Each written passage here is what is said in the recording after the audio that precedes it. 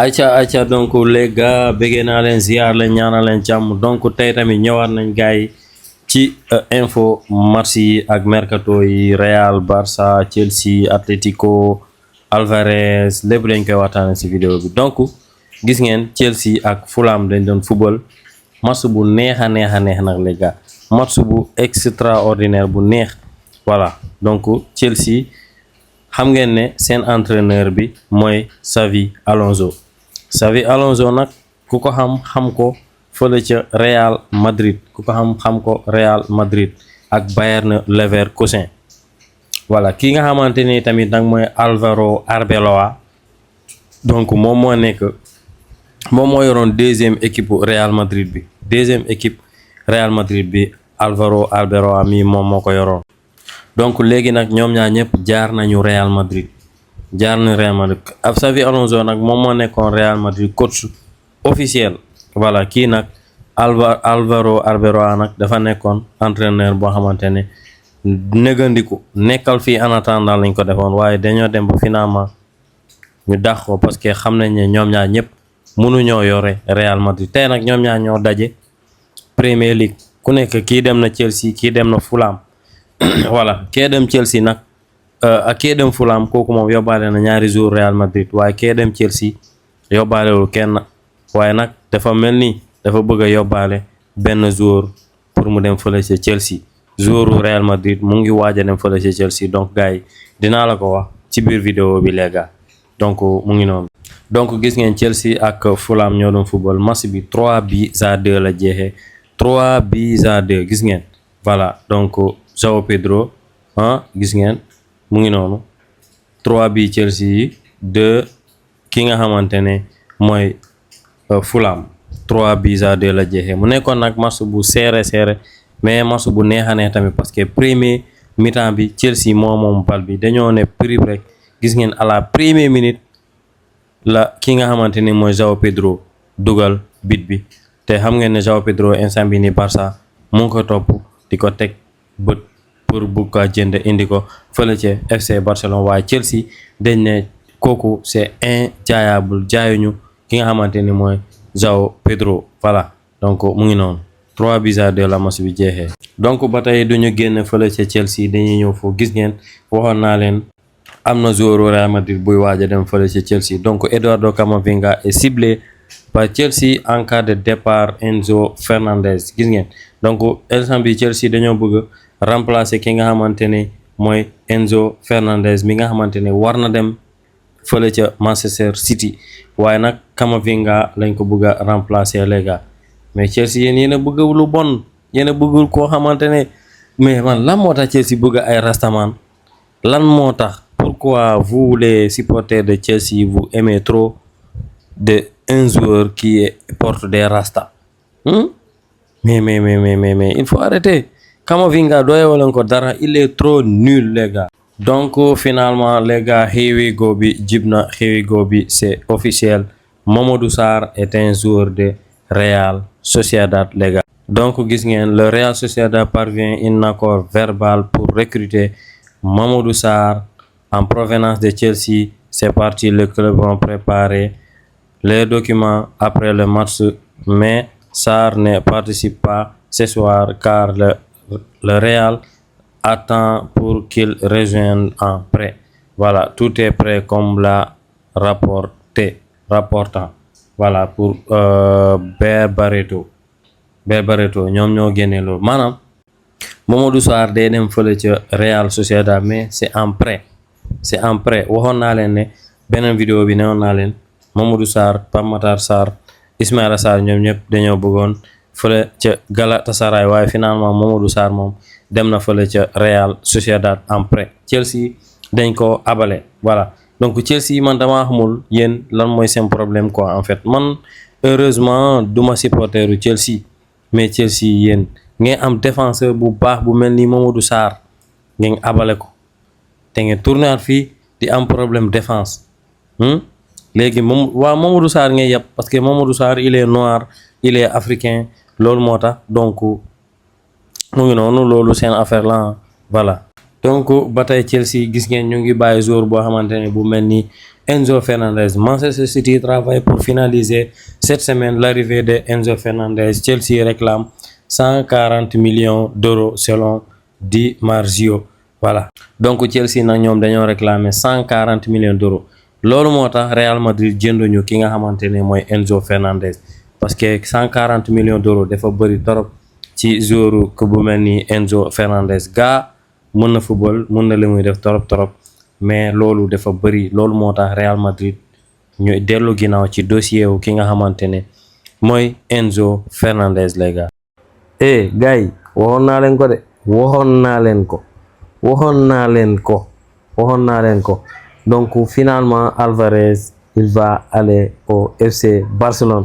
Day quitter Barça les gars. Information bi léegi la wadd. Dem leen ngeen vérifier information bi les gars. léegi la root. newoon naa leen Alvarez bu toogee benn fan demul entraînement xoolal gars yi dañuy woote réunion. instant bi nii gars yi dañoo woote réunion gars yi urgence. donc xool leen sama ginnaaw fii.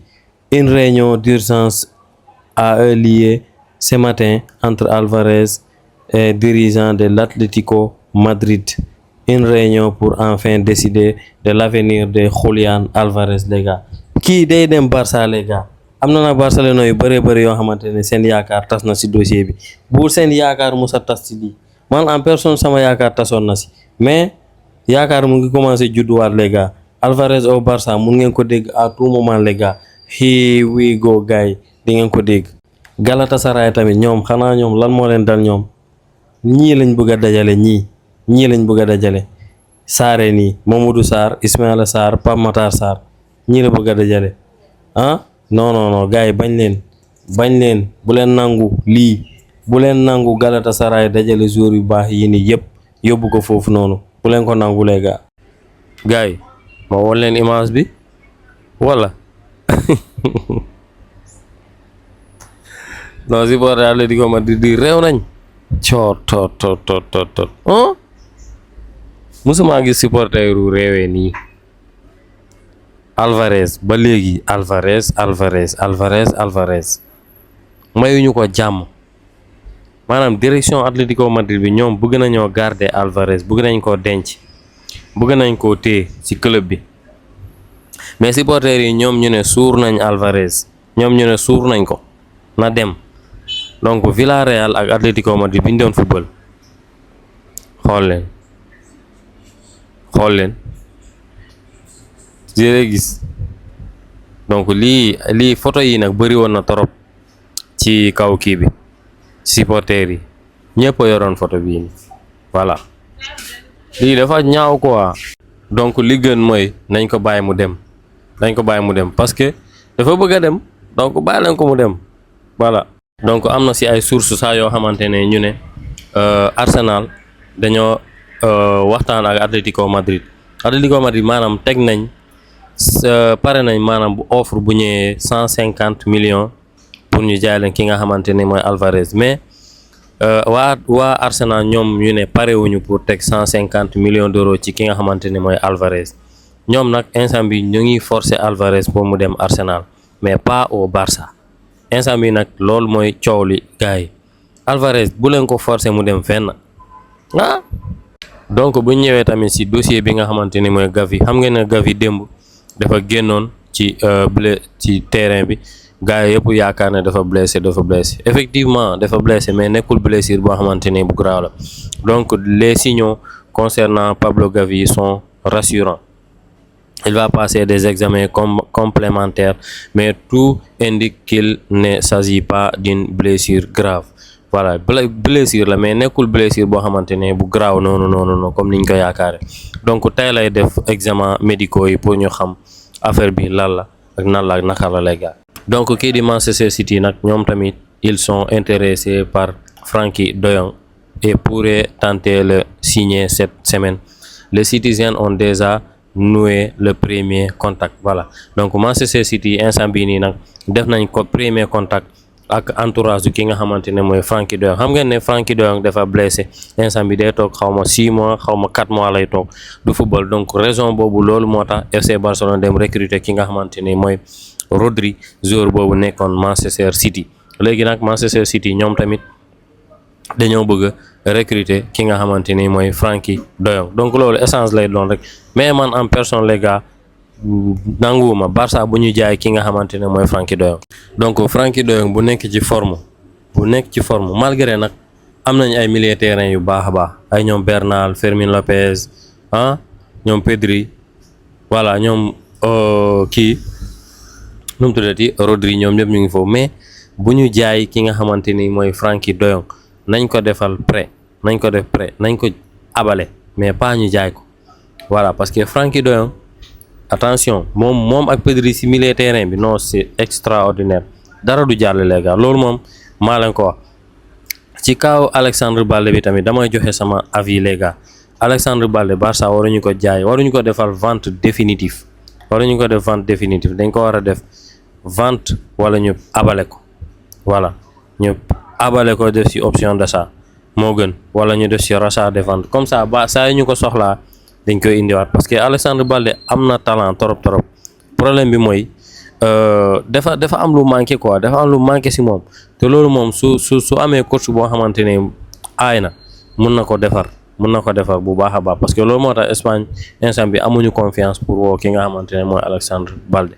Lamine Yamal donc maa ngi gis supporters yi bëri nag di ko xas di ko wax lu nekk dinaa Lamine Yamal lii waruloon génne waruloon def lii waruloon lii mais Lamine Yamal dafa war a génne course bi waru koon génne mais effectivement dafa war a génne gisoo leen ki ñu ko remplacer xanaa donc Lamine Yamal mooy kan dafa war a génne boo gisul da nga war a génne donc Lamine Yamal depuis avant mondial bi ba tey nekkul Lamine Yamal bii nii man ma xamoon quoi man en personne man xàmmeetuma Lamine Yamal les gars parce que ko xamante ni yow gis ngeen masam bi démb donc course bi dafa dem ba mer mu génnee ko niveau bi su wàccee dañ lay génnee instant bi nii concurrence bi dafa serré Anthony Gordon moo dugg ci place u Lamine Yamal gérer match bi def 2 passes décisives voilà donc mu nekk loo xamante ni c'est extraordinaire léegi nag Lamine Yamal dañ lay avertir mun nga defal munoo da ngay toog ci banc bi voilà c'est ça loolu kese la.